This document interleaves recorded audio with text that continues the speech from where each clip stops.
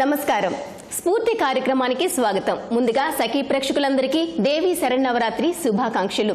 సామాజిక, ఆర్థిక, రాజకీయ అసమానతలు కొనసాగుతున్న నేటి సమాజంలో సమైక్యతను పెంపొందించేందుకు తన స్నేహితులతో కలిసి కృషి చేస్తున్న మేఘన ఎంతో మందికి స్ఫూర్తిదాయకంగా నిలుస్తున్నారు. మరికొన్ని విషయాలు వాళ్ళ మాటల్లోనే విందాం. హాయ్ మేఘన and team, how are you? ఎలా ఉన్నారు? బాగున్నాం. ముందుగా మీ అందరికీ దేవి శరన్నవరాత్రి శుభాకాంక్షలు. Thank you. మీ నూతన ఆలోచనలతో సరికొత్త సమాజాన్ని స్థాపించేందుకు కృషి చేస్తున్న మీ అందరికీ మా అభినందనలు. Thank you.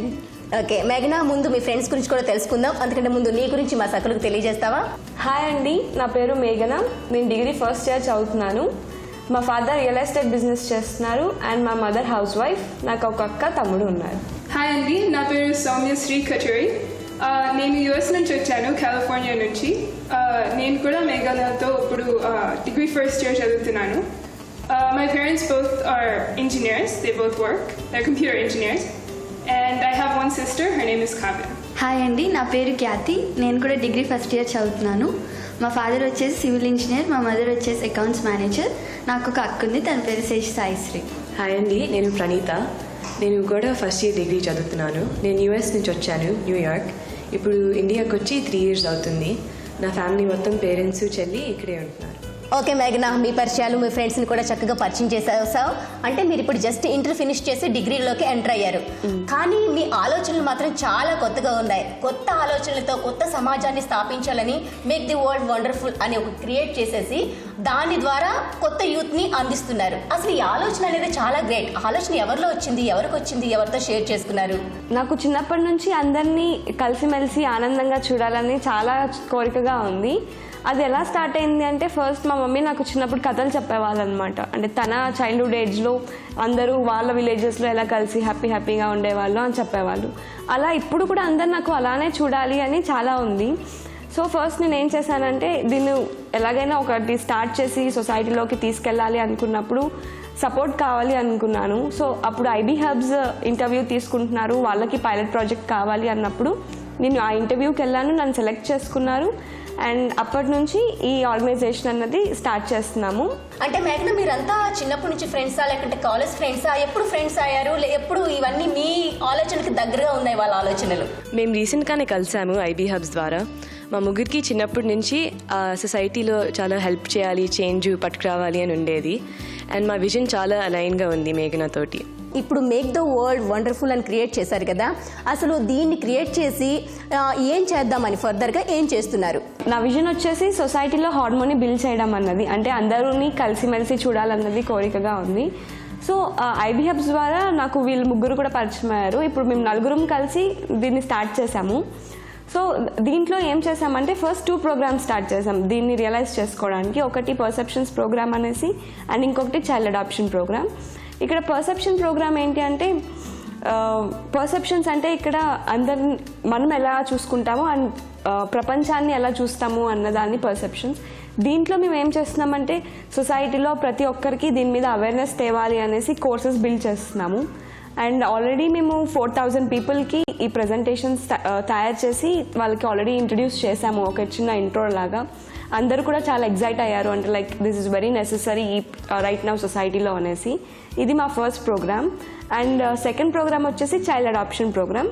సో దీంట్లో ఏం చేస్తున్నామంటే, ఫస్ట్ 50 మంది పిల్లల్ని తీసుకున్నాము.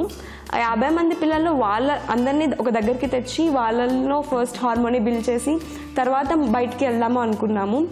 సో ఇక్కడ ఫస్ట్ 50 మంది పిల్లల్లో ఎలా చేస్తున్నాము అంటే, వాళ్ళకి ఫుడ్ కానీ, ఎడ్యుకేషన్ కానీ, లైక్ ఎవ్రీథింగ్ మేమే చూసుకుంటాం అనమాట. లైక్ 24/7 మాతోనే ఉంటారు, అన్ని వాళ్ళవి మేమే చూస్తాము.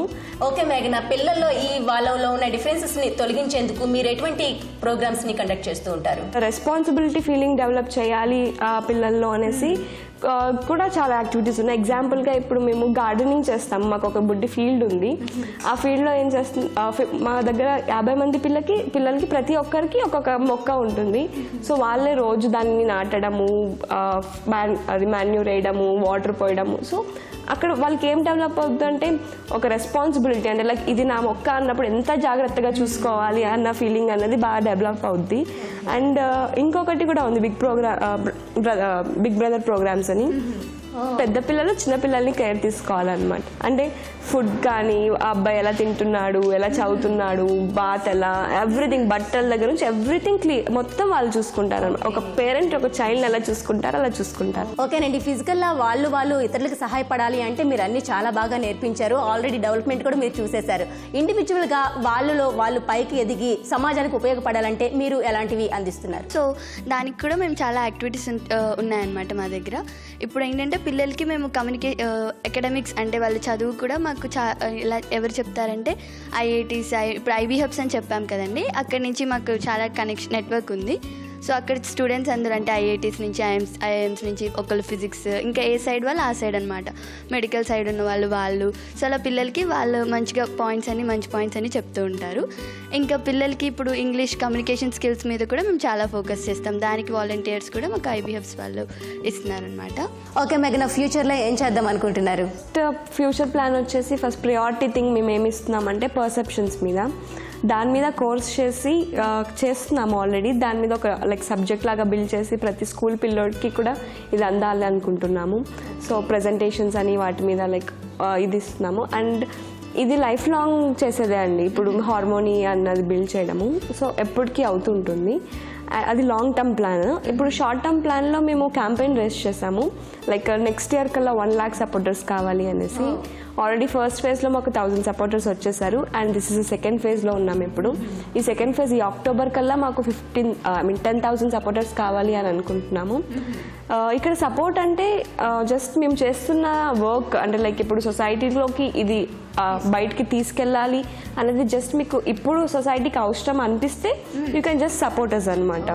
ఈ సపోర్ట్ ఎలా చేయొచ్చు అంటే మా వెబ్సైట్ ఉంది www.maketheworldwonderful.org. దీనికి వెళ్ళి సపోర్ట్ అనే బటన్ క్లిక్ చేస్తే చాలు. ఓకే, మీ డ్రీమ్స్ అన్ని ఫుల్ఫిల్ కావాలని మీరు అనుకున్న ఎయిమ్ని పెట్టుకున్నారు కదా, ఎయిమ్ని రీచ్ అవ్వాలని మనస్ఫూర్తిగా కోరుకుంటున్నాం. Thank you once again all of you. Thank you. So చూసారు కదా సకులు, ఇది వాటి స్ఫూర్తి కార్యక్రమం. మరొక్కసారి సఖి ప్రేక్షకులందరికీ దేవి శరణవరాత్రి శుభాకాంక్షలు. మరో చక్కటి కార్యక్రమంలో మళ్ళీ కలుసుకున్న సెలవు. నమస్తే.